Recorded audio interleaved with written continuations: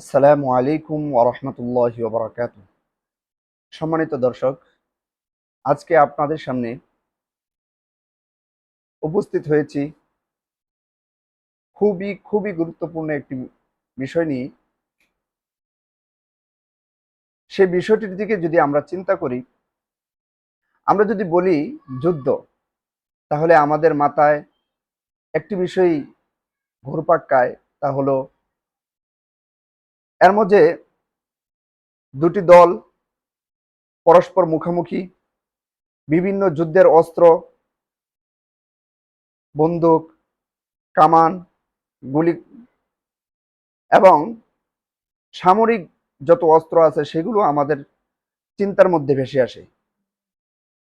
কিন্তু আমরা আজকে যে বিষয়টি নিয়ে আলোচনা করব, সেটা কোনো সামরিক যুদ্ধ অথবা সামরিক কোনো অস্ত্র অথবা সামরিক যুদ্ধের ফলে যে লক্ষ্যগুলো থাকে সেরকম কোনো লক্ষ্য উদ্দেশ্যও নয়।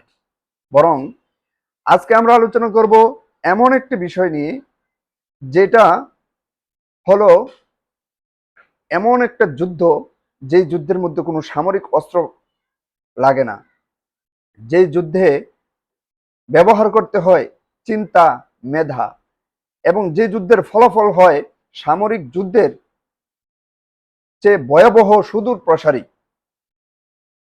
তো চলুন জেনে আসি, সেই যুদ্ধ হলো আল গজবুল ফিক্রি, অর্থাৎ বুদ্ধিভিত্তিক যুদ্ধ, চিন্তা যুদ্ধ। এই যুদ্ধর ইতিহাস যদি আমরা লক্ষ্য করি, তাহলে আমাদের সামনে স্পষ্ট হয় হক বাতিলের দ্বন্দ্ব যবে থেকে শুরু, বুদ্ধিভিত্তিক যুদ্ধ ঠিক তখন থেকে শুরু হয়েছে। হজরত আদম আলাইহিস সালাতু ওয়াস সালামের সময় থেকে শয়তান ইবলিস তাকে ধোঁকা দেওয়ার মাধ্যমে জান্নাত থেকে অপসারিত করেছে, সেখান থেকেই এই বুদ্ধিভিত্তিক যুদ্ধের সূচনা। এরই ধারাবাহিকতায় রাসূল করিম সাল্লাল্লাহু আলাইহি ওয়াসাল্লাম পর্যন্ত সমস্ত আম্বিয়া কেরাম এবং সমস্ত রাসূলের সাহাবাগণ সত্যের পক্ষে অসত্যের বিপক্ষে যুদ্ধ চালিয়ে গেছেন।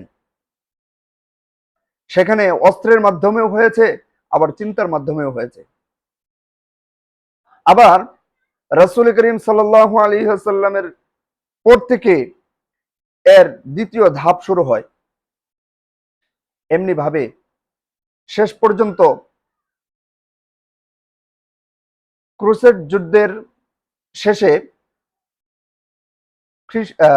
হিজরি 648 খ্রিস্টাব্দে, হিজরি 648 সালে যখন ক্রুসেড যুদ্ধে ফ্রান্সের রাজা নবম লুইস পরাজয় বরণ করে এবং বন্দী হয়, মুসলমানদের হাতে বন্দী হয়, তখন সে আত্মগোপন করে মুসলমানদের মধ্যে 4 বছর অতিবাহিত করে এবং মুসলমানদের সাথে যে তাদের এই ক্রুসেড যুদ্ধে যে পরাজয়, সেটা গভীরভাবে নিরীক্ষণ করে এবং নিরীক্ষণ করে একটি বিষয় উপনীত হয় যে মুসলমানদেরকে সামরিক যুদ্ধের মাধ্যমে কখনোই তাদেরকে পরাজিত করা সম্ভব নয়। কারণ তারা বারবার তাদের অস্ত্র শক্তি শেষ করে দিলেও তারা নতুনভাবে এই শক্তি সঞ্চার করে আল্লাহ তাআলার পক্ষ থেকে। অতএব তাদেরকে সামরিক যুদ্ধের মাধ্যমে কোনোভাবে পরাজিত করা সম্ভব নয়। তো এজন্য গভীরভাবে পর্যবেক্ষণ করে তিনি এই সিদ্ধান্ত উপনীত হয়। এমন তার মৃত্যুর আগে উইলের মধ্যে লিখে যায় যে মুসলমানদের বিরুদ্ধে এখন থেকে আর সামরিক যুদ্ধ নয়, বরং এদের বিরুদ্ধে যুদ্ধ করতে হবে চিন্তা দিয়ে, বুদ্ধি দিয়ে। এজন্য তিনি 4টা বিষয় সাজেস্ট করে গিয়েছেন। এর মধ্যে থেকে একটা হলো মুসলমানদের যে রাষ্ট্রের অধিনায়ক আছে, তাদের মধ্যে কখনোই ঐক্যবদ্ধ হতে দেওয়া যাবে না। তাদের পরস্পরের মধ্যে বিরোধ লাগিয়ে রাখতে হবে। দ্বিতীয়ত, পাক্কা ইমানদার মুসলমান যারা আছে তাদেরকে কখনোই মাথাচাড়া দিয়ে উঠতে দেওয়া যাবে না। তৃতীয়ত, যে মুসলমান সমাজের মধ্যে অন্যায়, বিশৃঙ্খলা এবং নৈতিকতা বিরোধী যত কার্যকলাপ আছে সেগুলো ছড়িয়ে দিতে হবে ব্যাপকভাবে। এবং শেষ চেষ্টা করে যে খ্রিস্টানদেরকে প্রতিষ্ঠিত করতে হলে প্রাচ্য দেশে অর্থাৎ মুসলিম দেশগুলোর ভিতরে একটা খ্রিস্টান সাম্রাজ্য কায়েম করতে হবে, যেটা মূল কেন্দ্র থাকবে এবং সারা বিশ্বে খ্রিস্টানদের কার্যক্রম পরিচালিত করবে। তিনি বলেন গাজা থেকে আন্তাকিয়া পর্যন্ত একটা দীর্ঘ খ্রিস্টান রাজ্য কায়েম করতে হবে। এর মাধ্যমে সারা বিশ্বে তাদের খ্রিস্ট ধর্ম প্রচার করা হবে। তো এইভাবে বলা হয় যে এই নবম লুইস তিনিই ছিলেন বুদ্ধিভিত্তিক যুদ্ধের যে প্রতিষ্ঠাতা। তো এইভাবে বুদ্ধিভিত্তিক যুদ্ধের যে পর্যায়ে যদি আমরা লক্ষ্য করি তাহলে এভাবে শুরু হয়েছে। প্রাথমিকভাবে ইসলামী খেলাফত ধ্বংসর আগ পর্যন্ত তাদের লক্ষ্য উদ্দেশ্য ছিল যে প্রাচ্যবাদ এবং অর্থাৎ ইসলামকে নিয়ে পশ্চিমারা গভীরভাবে চিন্তা করা এবং মুসলমানদেরকে কিভাবে মোকাবেলা করা যায় সেজন্য তারা যেরকম চেষ্টা করা দরকার সবগুলো প্রচেষ্টা চালিয়ে তারা এই পদক্ষেপে উপনীত হয়। পরবর্তীতে এবং রাষ্ট্র থেকে ধর্মকে আলাদা করা, ধর্মনিরপেক্ষতাবাদ ছড়িয়ে দেওয়া ইত্যাদি কর্মক্ষেত্রের মাধ্যমে তারা প্রথম পদক্ষেপটা পরিচালিত করে। দ্বিতীয় পদক্ষেপ শুরু হয় যে আরব জাতীয়তাবাদ ছড়িয়ে দেওয়া এবং ধর্মনিরপেক্ষতাবাদ ছড়িয়ে দেওয়া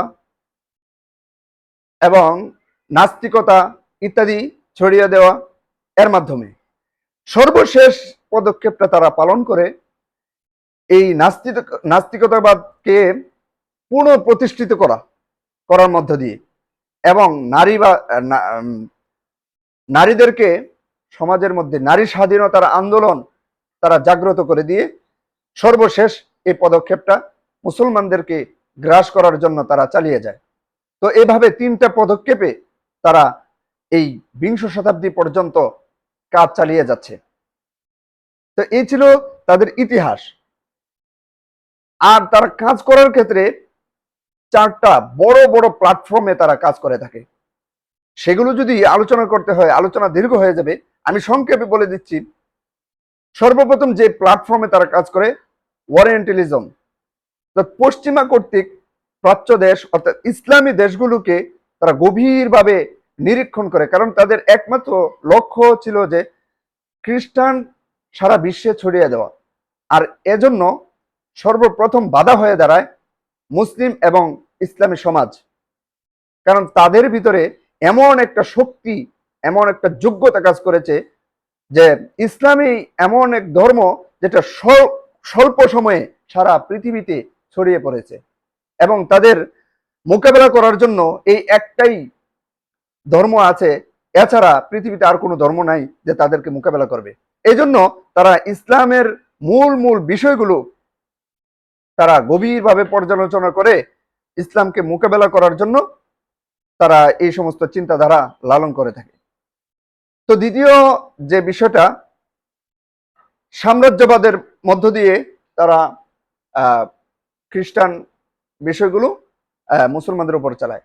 অর্থাৎ ইউরোপ আমেরিকা থেকে বিভিন্ন সাম্রাজ্যবাদী শক্তি মুসলিম দেশগুলো এমনকি সারা পৃথিবীতে দরিদ্র দেশগুলোতে তারা বিভিন্ন কলোনি কায়েম করে তাদেরকে তাদের অর্থ, তাদের সংস্কৃতি, তাদের ভাষা এর উপর চালিয়েছে এক অমানবিক নির্যাতন।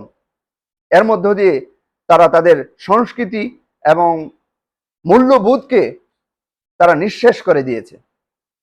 তৃতীয় যে পদক্ষেপের মধ্য দিয়ে, তৃতীয় যে প্ল্যাটফর্মের মধ্য দিয়ে তারা কাজ চালিয়েছে সেটা হলো বিশ্বায়ন। অর্থাৎ আমেরিকা এবং ইউরোপ সেটা হলো মূল, এবং সারা বিশ্বের মধ্যে একটা বাজার কায়েম করে দিয়ে সারা বিশ্বের দরিদ্র দেশগুলোর মধ্য থেকে চুষে নিয়ে তারা ইউরোপ আমেরিকা আরো উন্নতির অর্থনৈতিকভাবে উন্নতির দিকে যাচ্ছে, যেটাকে বলা হয় যে সারা বিশ্বব্যাপী এমন একটা বাজার কায়েম করা যে বাজারের মধ্য দিয়ে গরিব দেশগুলো আরো গরিব হবে আর উন্নত দেশগুলো আরো উন্নতির শিখরে পৌঁছে যাবে, এমন একটা পদ্ধতি তারা কায়েম করেছে। এর মধ্য দিয়ে তারা মুসলমানদেরকে চুষে নেওয়ার একটা পায়তারা, অর্থাৎ সেই নবম লুইস যে বলে গিয়েছিল মুসলমানদের অর্থনৈতিকভাবে দুর্বল করা, এই অর্থনৈতিক দুর্বল করার অন্যতম মাধ্যম হলো এই বিশ্বায়ন। চতুর্থ পদক্ষেপ হলো তাবশির। এটা তাদের চূড়ান্ত লক্ষ্য, অর্থাৎ যে কোনো ভাবে মুসলিম সমাজকে দরিদ্র করে এবং তাদেরকে বুঝিয়ে, তাদের ভিতরে অজ্ঞতা ছড়িয়ে দিয়ে তাদেরকে মূল টার্গেট হলো, যেহেতু মুসলিমদের বিরুদ্ধে তাদের এই যুদ্ধ, তাদের এই প্রচেষ্টা, সেজন্য মূল টার্গেট হলো মুসলমানদেরকে, শুধু মুসলমান নয় সারা বিশ্বের সমস্ত মানুষকে কিভাবে খ্রিস্টান ধর্মে দীক্ষিত করা যায়, এর জন্য বিভিন্ন পদক্ষেপ তারা গ্রহণ করে থাকে। আর এর মধ্যে ইসলামকে বিকৃত করে, কোরআনকে বিকৃত করে, কোরআন ও হাদিসের মধ্যে যে সমস্ত ভালো ভালো বিষয়গুলো আছে সেগুলো তারা গ্রহণ করে। এবং আর খ্রিস্টবাদ যেহেতু একটা ঘোলাটেপূর্ণ বিষয়, সেই জন্য তাদের আকীদাগুলো সমাজে স্বাভাবিকভাবে প্রকাশ করে না, বরং ভালো ভালো বিষয়গুলো প্রাথমিকভাবে প্রকাশ করে, তারপরে আস্তে আস্তে তাদের যে তৃত্ববাদ সেটা সমাজের মধ্যে তুলে ধরে। তো এইভাবে তারা বিভিন্ন কার্যক্রম চালিয়ে যাচ্ছে। এর মধ্য থেকে যে উপকরণগুলো ব্যবহার করে থাকে সেগুলো ব্যাপক এবং বিস্তৃত। এর মধ্যে কিছু আছে, তারা বিভিন্ন মিডিয়া, ইউটিউব, ফেসবুক, ইনস্টাগ্রাম সহ ইন্টারনেট জাতীয় যা কিছু আছে সবগুলো তাদের দখলে। এমনি ভাবে পত্রপত্রিকা, আরো মানে যত মাধ্যম আছে, স্কুল, কলেজ, ইউনিভার্সিটি, জিম, প্রত্যেকটা ক্ষেত্রে তারা তাদের এই মিশনকে বাস্তবায়ন করার জন্য কার্যক্রম চালিয়ে যাচ্ছে।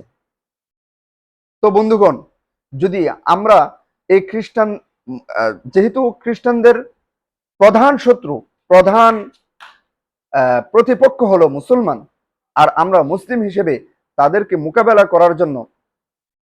তো করতেই হবে, কারণ এই যুদ্ধটা এতটাই গুরুত্বপূর্ণ।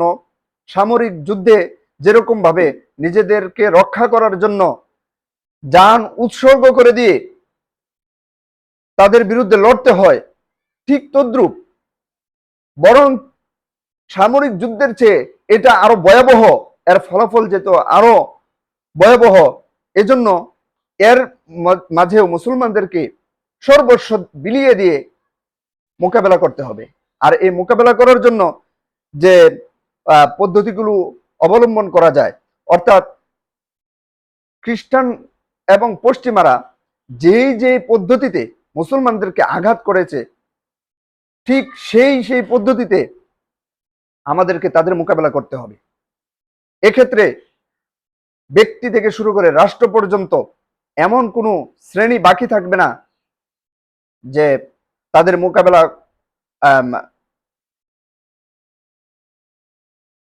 মোকাবেলায় এগিয়ে আসতে হবে না, বরং এমনকি প্রত্যেকের জায়গা থেকে সাধ্য অনুযায়ী চেষ্টা চালাতে হবে। ছাত্র তার আওতার ভিতরে যে কাজগুলো আছে সেগুলো পরিচালনা করতে হবে।